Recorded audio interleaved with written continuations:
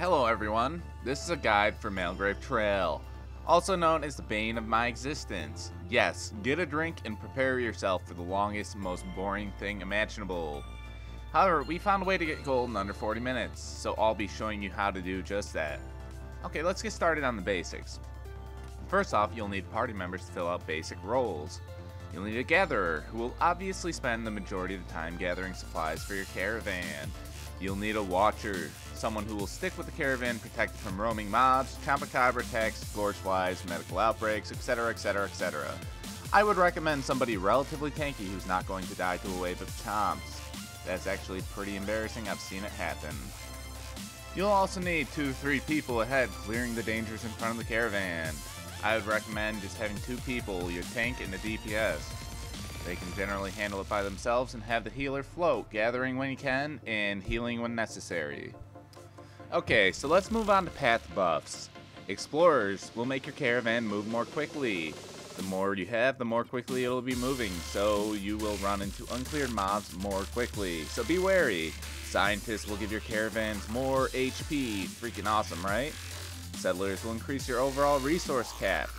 And soldiers, they'll give your caravan members guns, although they might as well be throwing rocks for the damage they deal. Okay, so after you clear all the mobs and collect the caravan members and load up all your supplies, talk to the guy. We'll be going to Nelly's Fill 'em Up first. It's a quicker, easier, and less buggy place than Green Ridge. However, don't just click on it yet. Clear north and clear some of the spiders and load all the surrounding supplies up before you can think about leaving. This is a very resource-heavy route. You want to be as well off leaving before you set out. I would highly recommend everyone having an Ent Spy add-on. For gathering and finding lost caravan members, it just makes everything way easier.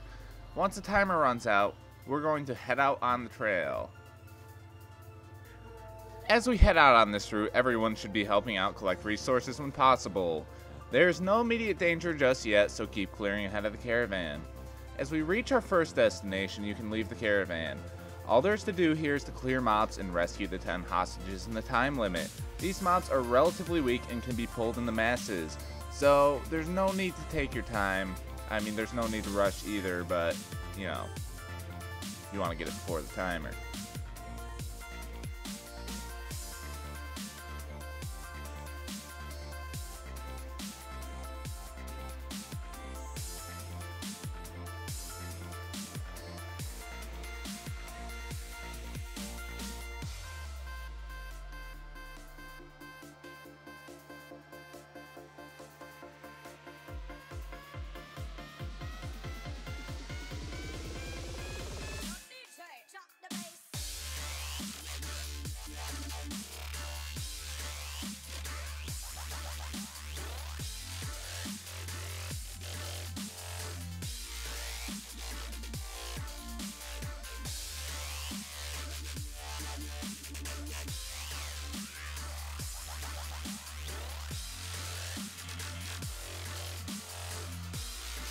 We've cleared the mobs. Where do we head next, you ask?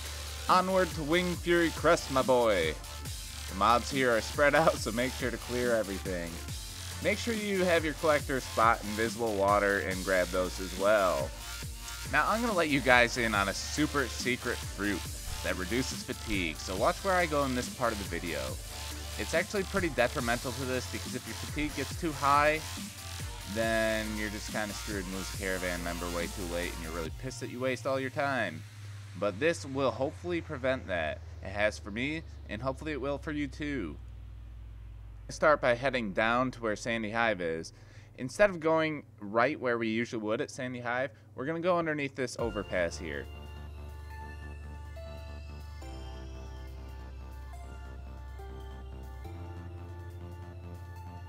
At Winged Fury Crest while I'm doing this is Dreg will spawn repeatedly.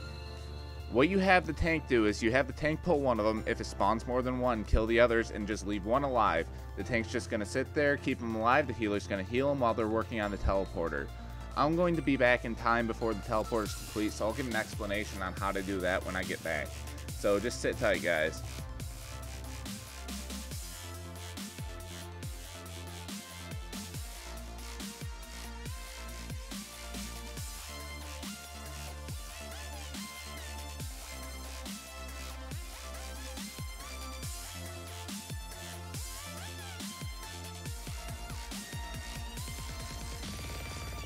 Alright, and we're coming up on the fruit. This is on the mini-map right about where you want to be. You're going to see him sitting here, and watch that fatigue drop. Alright, now that I've made it back to the caravan, you can see the tank is doing a fantastic job here of just keeping that dreg busy. Now, what you want to do with the teleporter is the standard setup that you want to start with is 2 fuel, 2 field focusers, and 1 matter converter. So, once you fire it up, it'll tell you you need 1 more field focuser, or 1 more matter converter, or 1 more fuel source. So you just kind of go from there and keep doing it until you get the right portions. Now this could take a few times. Just if you're going to do this path, you need to make sure you get the teleporter running. Otherwise you're stuck going to Sandy Hive and it takes, you know, an extra 20 minutes. Which isn't terrible. Sandy Hive is where you want to go if your resources aren't looking very good. So just keep that in mind.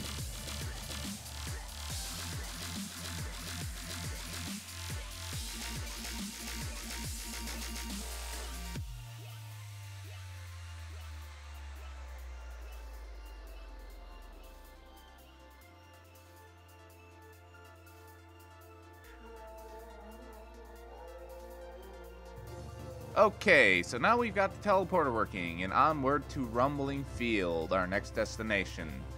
There's only one thing to be aware of on the Rumbling Field, is you don't want to be anywhere near the caravan. The one person watching it should be a ranged class and stay a good distance away from the caravan. Now there's Chompacabras that look like they're going to attack the caravan, but as of now, they're still bugged and you don't have to worry about them. If you do, in the future, I'd imagine it shouldn't be that hard. You just keep an eye on them with Ent Spy and kill them as they come.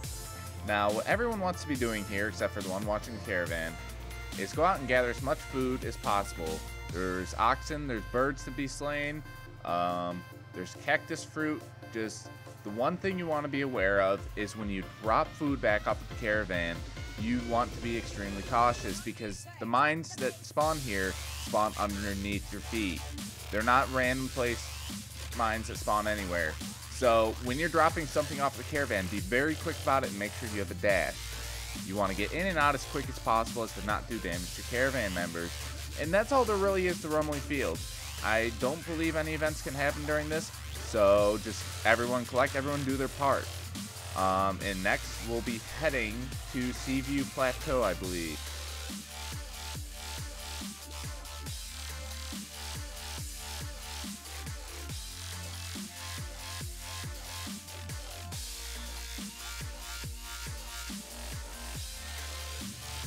Okay, there's not too much to deal with on the way to Seaview Plateau. There's a few mobs to clear, so everyone should be collecting still, keeping your resources up. Your fatigue should be still relatively low, barely above 50%. Even if it is, you don't have much further to go, so there's not much to worry about. So keep collecting, kill oxen, kill bees, keep your resources up. And I'll see you guys when we reach the event point.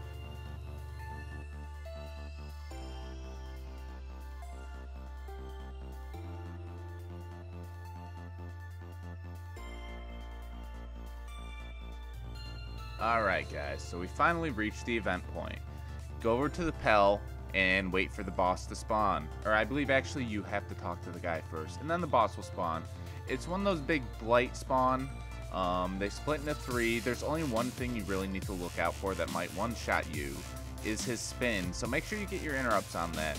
Another thing to be aware of is he's kind of close to the caravan, so just make sure to keep him relatively close to where he spawns, just to make sure no telegraphs get into the caravan. Once you kill this guy, you're going to go to Abashwa, and all you really have to do is clear a few birds down the path, and it is by far the quickest path possible. It takes maybe 2 minutes to get down there, guys.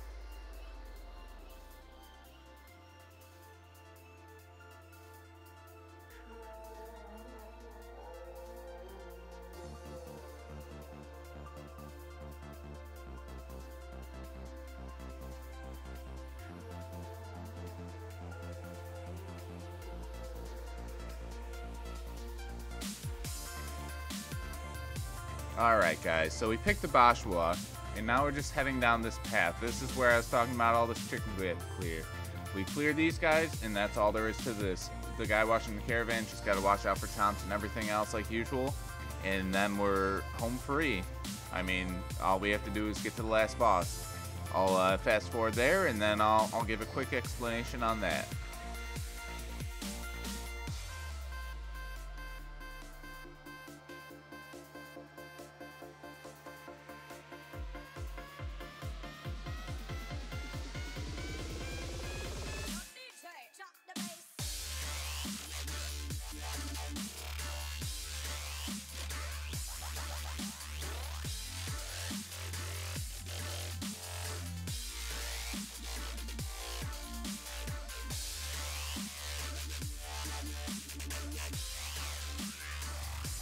Alright guys, so we're home free. We finally made it to the end. This part is pretty easy. Now we just talked to the guy, a couple bosses spawn, and a bunch of mobs. So the one thing you want to keep in mind is not to pull them out of the area, out of the town, because they do have rather long telegraphs. And also make sure you interrupt those evokers. They can one-shot people, they're a real bitch. So you're going to clear all these mobs, we'll get the bosses down, and then you head on to the spaceship and you get your gold and your loot. So I'll meet you at the spaceship and show you the timer we got for gold.